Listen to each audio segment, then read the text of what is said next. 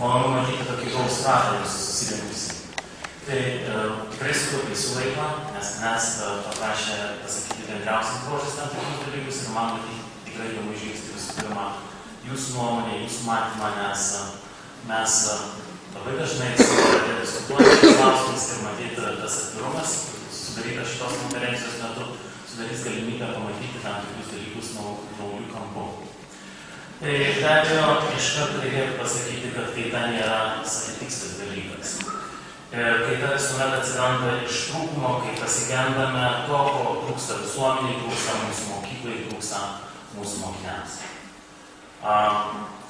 Savaime kaita nebūna nei gera, nei bloga, taip natūraliai vyksta. Tai yra tam tikra neišvengiamybė ir labai dažnai klausim savęs, kodėl vyksta vieni ar kiti procesai mūsų mokykloje. Matyt, kalbant apie 11-12 klasę, šiandien mes galėtume rasti keletą dalykų, dėl ko mes keičiame programas. Aš tikrai nepasiremsiu tais faktais, kad paskutinį kartą keitime programas 2002 metais. Tai nėra argumentas. Tai net negali būti pagrindas keisti, nes galima matyti kai kuriuos dalykus nekeisti ir šimtmečiais. Ir tie dalykai egzistuoja ir gerai egzistuoja. Aš matyt, kalbėčiau apie kitus dalykus, kurie provokuoja mus reaguoti į tai, kas vyksta aplink mus, kas vyksta pas mus. Ir vienas iš tų svarbiausių dalykų matyt būtų, kad siekis mūsų stiprinti tam tikrą savivertę. Savivertę pačio mokinio, pačio mokytojo, pačios mokyklos, savigarba tam tikrą identitetą, tapatinimas tam tikrų procesų. Šiandien jūs daug kalbėsite apie, matyt, ne tik apie programas, apie egzaminus. Aš vienos televizijos laidos metu pajuokavau, kad sukūrėm vienkanalę egzaminų sistemą ir numelioravom Lietuvos švietimą. Tai matyt, to identiteto trūkumas, tos mokyklos veido turėjimas yra labai svarbus momentas, kalbant net apie atnaujinamą turinį. Antra priežastis, kuri mane visuomet skatina mąstyti apie naujas programas, tai yra būtent tam tikra provokacija savarankiško mąstymo. Per paskutinį dešimtmetį mums atrodė, kad mes galim pasukti 19 amžiaus industrializacijos keliu, kai viską įmanoma yra reglamentuoti. Gyvenimas yra įvairesnis. Visko reglamentuoti, aprašyti procesais yra neįmanoma. Tai šitoje vietoje noras yra, kad atsirastų tas savarankiško mąstymo kultūra ir tikrai pasakysiu nuoširdžiai, kad šitos programos mano kaip istorijos mokytojas asmeniškai dar būtų labai kritikuotinas, bet aš puikiai suprantu, kad mes tam tikram kontekste šitas programas rašome. Mes turime mokytojus tokius, kokius mes turime geriausius mokytojus pasaulyje, bet jie turi savo patirtį, jie turi savo tradiciją tam tikrą. Ir mes paneigti šitų dalykų negalime. Kad ir kaip skausminga būtų, to savarankiško mąstymo požymiai yra labai akivaizdūs, kada mokytojai nebetiki, kad jie gali teikti pastabas programoms. Kad kas nors tas pastabas atsižvelgs, kad bus su jais diskutuojama iš šių pastabų. Čia reikia mums iš tikrųjų visiems peržengti tam tikrus barjerus visiems.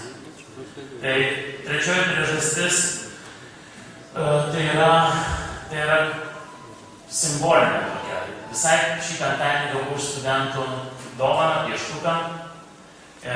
Deja, buvo parašyta ne lietuvių kalba, anglų kalba buvo parašyta jų kolegijos pieštukas, tai yra lietuviškos kolegijos pieštukas, Lietuvoje esančios, parašyta daryti klaidas. Iš tikrųjų, norėtųs paraginti, būtent mąstant apie kūrybiškumą, ir priminti mums visiems, kad esminis požymis kūrybiškumo tai yra nebijoti klysti. Jeigu neatversim durų net į lietuvių kalbos kabinetą klaidai, vargu ar tikėsim, kad vargu ar pavyks mums pasiekti, kad lietuvių kalba iš tikrųjų būtų mylima. Tai tikrai nuoširdžiai kviečiu, mąstant apie šitas programas, suvokti, kad viena iš tų priežasčių yra, kodėl mes jas atnaujinam, tai yra siekis kurti naujas idėjas ir nebijoti klysti.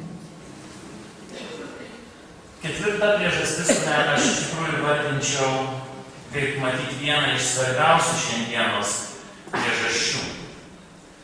Ir įvardinčiau, matyti kaip esminių prielaidų tam tikro stabilumo atsiradimui pačiam švietime, tai yra pasitikėjimas savo kalba ir savo kultūra. Savikūros procesų sugrąžinimas į pačią mokyklą. Tiek mokinio lygmenį, tiek mokytojo, tiek pačios mokyklos. Ir tai yra labai didžiulis iššūkis. Komiteto pirmininkas prieš tai kalbėjo, kad europinė kryptis apie kompetencijas, taip, kompetencijų ugdymas yra labai svarbus, bet per tą skubėjimą, per paskutinius 20 metų, per, geranoriškai pasakysiu, europinius pinigus, per gerėjantį biudžetą mes praradom žodžių prasmę. Ir šiandien mes išgyvenam tam tikrą, sakyčiau, ne ekonominę krizę, o greičiau humanitarinę krizę tam tikrą. Mes vakar sėdėdami kalbėjom ir prisiminėm savo jaunystę, prisiminėm, kada buvo Atviros Lietuvos fondo laikai, kada buvo labai mažai pinigų ir kiek mums daug padarydavo. Tai tiesiog norėčiau pakviesti šiandien, kalbant apie tam tikrą savo identifikavimą, suvokti, kad istorija, kalba, matyti mūsų geografiją, mūsų tam tikri procesai, kurie vyksta mūsų regionuose, tai yra neatsiejami arba neskaidomi dalykai į atskiras dalis, tai yra tam tikra visuma. Ir man teko galimybę dirbti pagal keletą programų, tiek nacionalinių, tiek tarptautinių. Yra kai kur labai paprasti tokie principai, kurių nereikia išradinėti ir nereikia iš naujo matyti. Todėl aš, būdamas istorikas, vis dėlto norėčiau paraginti, kalbant apie istorijos kalbos dėstymą, tikrai paraginti nepamiršti kontekstinių dalykų. Nepamiršti, kad istorija tai nėra atskiras mūšis arba atskiras karas, atsitiktinai paimtas ir ištrauktas iš kažkokio tai laikotarpio, kad tai yra tam tikro konteksto pasiekimai, tam tikram kontekste vykę reiškiniai, kurie patys nėra savitiksliai. Nes jeigu mes paneigtume kontekstą, mes galėtume sakyti, kad istorijos mes galime mokyti kompiuterinių žaidimų pagalba, nes iš esmės būtų tas pats, ar mes nagrinėsim Žalgirio mūšį, ar mes nagrinėsim Pabaisko mūšį, ar mes nagrinėsim mistinį X mūšį. Nes tuomet būtų galima paaiškinti, kad čia yra svarbu strategija, taktika, ginkluotė ir visiškai nesvarbu, kur visą tai vyko, kodėl visą tai vyko. Kada manęs klausdavo, kokia prasmė tavo istorijos dėstymo mokykloje, viso to, ką tu darai, aš visų mokytojų paklausdavau, ar istorikai atsako į šitą klausimą. Aš sakydavau, man žymiai svarbiau ne kiek nepriklausomybės kovų mūšių vyko, bet kodėl žmonės gynė laisvę. Kodėl žmogus ėjo į partizanus, žinodamas, kad tai yra pavojinga jo šeimai, jo giminiai. Kas privertė disidentus platinti uždraustą literatūrą, kas vertė juos būtent kokie motyvai, kokias dilemas jie išgyveno būtent šituos dalykus daryti. Ir tuomet savaime, kai atsiranda tas kontekstas, ateina tos datos, ateina tos žinios, ateina tie įgūdžiai. Nes apie vertybės kalbėti be žinių yra neįmanoma. O jeigu išvertus į lietuvių kalbą kompetencijos sąvoką, tai iš esmės tai yra žinios, įgūdžiai naudojami tam tikrų vertybinių pagrindų.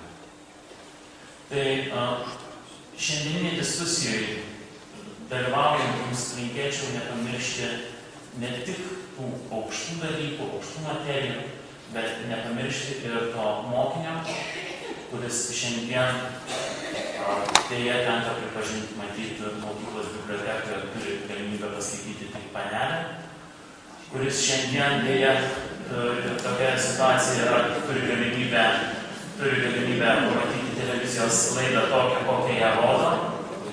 Aš geranoriškai sakiau panelę dėl to, kad aš žinau, kad elementariausių finansinių išteklių mokykloms trūksta, ne dėl to, kad, sakykime, Ne dėl to, kad aš manyčiau, kad bibliotekininkas neužsakytų kultūros barų, bet elementariausiai aš suvokiu, kad finansiniai ištekliai yra mokykloje tokie, kokie jie yra. Ir linkėčiau nepamiršti to mokytojo ir kartais išgirsti tuos, kurie sako, kad idėjos čia yra gražios, bet kai kurių postūmių trūksta, kad tai būtų realiam gyvenime. Ir manau, yra labai svarbu, ką neseniai būtent įsakom, bet pamirštam, kad yra labai svarbu ne tik kalbėti, bet ir girdėti. Tai sėkmės jums visiems, aš labai džiaugiuosi, kad jūs neįsitenkate į šitą salę, kad jūsų tiek daug. Ir jeigu tik galėsiu, bet labai tuo abejoju, nes turiu susitikimą dėl struktūrų išgryninimo, dėl mokyklų išgryninimo, su tėveliais diskusija ir tikrai labai atsiprašau, kad galėsime įsijungti prie jūsų tik rytoj, šeštadienį nuo pat ryto. Tai geros jums konferencijos.